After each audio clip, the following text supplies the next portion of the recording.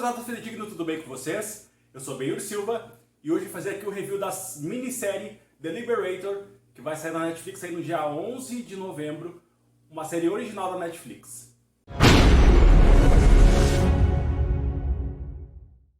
Você já sabe, se inscreve no nosso canal, clica no sininho para receber novas notificações, curte o vídeo e comenta que dá uma ajuda bem legal pra gente. The Liberator é uma série que é baseada na obra O Libertador, uma odisseia de 500 dias do soldado na Segunda Guerra Mundial, criada aí pelo Alex Kershaw. Ela conta a história do General Sparks, um homem, um cowboy branco, que convoca aí um exército nada peculiar para sua jornada, já que na época da segregação não era comum termos aí pessoas de cor no exército. Ele acaba levando então um grupo que tem mexicanos americanos e alguns indígenas americanos. Então esse grupo, além de lutar contra os alemães nazistas, tem que lutar contra o preconceito dos próprios aliados. The Liberator vem e se vende como uma série outsider dentro aí dos conceitos que a gente conhece. Isso porque ela tem uma tecnologia diferente que mistura o CGI com as atuações live action, algo que é bastante interessante para os nossos olhos, mas que também funciona aí como uma faca de dois gumes em relação à qualidade do conteúdo. Mas por que eu digo isso? Porque assim, por mais que seja muito bonito de olhar, né, do espectador assistir aquilo e seja inovador, ao mesmo tempo a tecnologia ainda parece não estar relativamente pronta, lembrando muitas cutscenes dos jogos aí do Batman da Telltale. Os movimentos são mais lentos, em algum momento parece até que é um jogo de videogame mais pausado. A dinâmica ela é um pouco diferente do que a gente está acostumado. E isso acontece muito também por conta das cenas de ação, já que elas perdem bastante peso dramático por conta aí de ser muito game, muito cutscene mesmo. Então a gente acaba não tendo aquele impacto visual da violência bem gráfica que existia na guerra e até mesmo nos filmes e obras de guerra que a gente já viu aí, de tantas outras que a gente tem de referência, como o Resgate do Soldado Ryan, por exemplo, Corações de Ferro, o próprio Até o Último Homem, que tem violência bem gráfica, e isso também faz parte aí de todo o contexto desse momento tão sombrio que a gente tem aí, que foi a Segunda Guerra Mundial. Além disso, ao meu ver, teve um equívoco muito grande em relação à escolha do protagonista.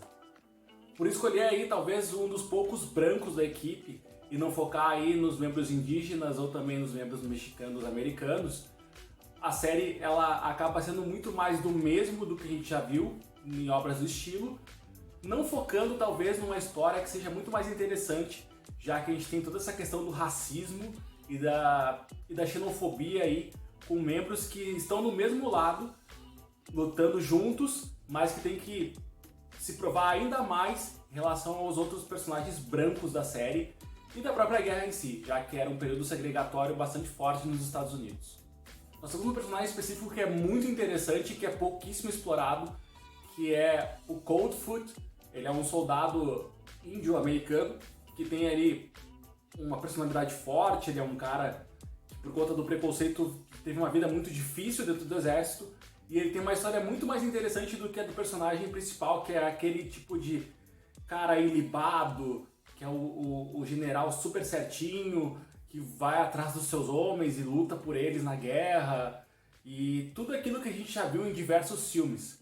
Não que a história seja ruim nesse ponto, mas que ela poderia ser ainda mais interessante se ela pegasse um ponto de vista de um personagem que faz parte de uma minoria e que tem muito mais carga dramática dentro da história. Por ser baseada talvez em fatos reais, aí, algumas coisas, ela é realmente muito interessante nesse ponto. A gente tem aí histórias que são meio cativantes mesmo e algumas cenas que são importantes dentro aí do contexto de guerra. As atuações são ok, elas não são também nada demais, até por conta da tecnologia que tira muitas expressões faciais em alguns momentos. Em alguns momentos a gente vê que parece que o personagem não tem peso dentro das cenas, assim, então é meio estranho tecnicamente, mas é bastante inovadora nesse quesito também, porque é bastante impressionante em alguns momentos. Pegando esse ponto, principalmente na questão racial, a gente já teve uma obra de guerra, mais voltada mesmo para a Guerra do Vietnã, que é Destacamento Blood também, que é uma série que é um filme da Netflix, que conta também a história de um grupo de soldados aí que era negro e foi lutar em Saigon, na guerra do Vietnã, e também sofria com essa questão do preconceito.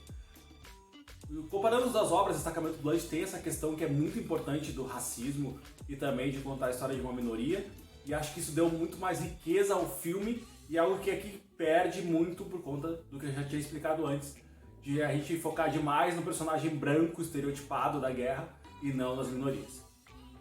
Inclusive, uma das partes que prova essa riqueza que poderia ter sido explorada é num diálogo específico que um dos personagens dos aliados, né, um dos protagonistas dos aliados, foi pego na guerra por um alemão nazista e eles estudaram juntos em Harvard. Isso que é bastante interessante esse diálogo, porque o general nazista e o personagem que é capturado, eles foram amigos, conhecidos por um tempo, mas a guerra os separou, né, por conta da ideologia nazista.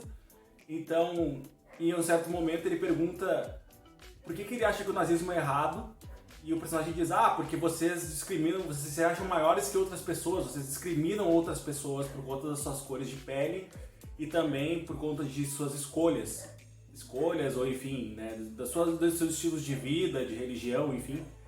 E daí o nazista diz assim, mas por que a gente é tão diferente de vocês se vocês também, na terra de vocês têm pessoas que não podem entrar no mesmo bar por conta da cor da pele, não podem usar o mesmo ônibus, não podem beber no mesmo bebedouro porque tem a cor diferente. O que nos difere? O que é diferente do nazismo aqui e da segregação de vocês nos Estados Unidos?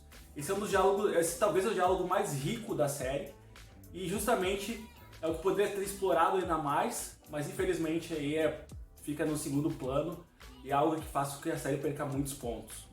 The Liberator se vende como uma série inovadora e que traz aí realmente técnicas impressionantes de filmagem e direção. Entretanto, a história muito na segurança, que joga muito no seguro, mais do mesmo, acaba atrapalhando seu desenvolvimento, deixando ela aí no meio do caminho entre ser extremamente inovadora e memorável, e ficando mais ali para o ponto de uma série interessante do ponto de cinematografia, mas de história ela é bastante esquecível e entra mais todo aquele bolo que a gente já conhece de tudo que a gente já viu de filmes de guerra. Nossa nota então é nota 2,5 de 5. A série tinha muito potencial para explorar e infelizmente decidiu jogar na parte mais segura do campo. E vocês, o que acharam? Gostaram de The Liberator? Comenta aqui embaixo. Siga o Feita Digno nas redes sociais. Dá aquela forcinha no apoia-se, pelo menos 5 reais ajuda a gente bastante para criar conteúdo. E também, se puder, dá uma olhadinha no nosso site, lá tá bem legal nosso conteúdo todos os dias. Um forte abraço e até a próxima.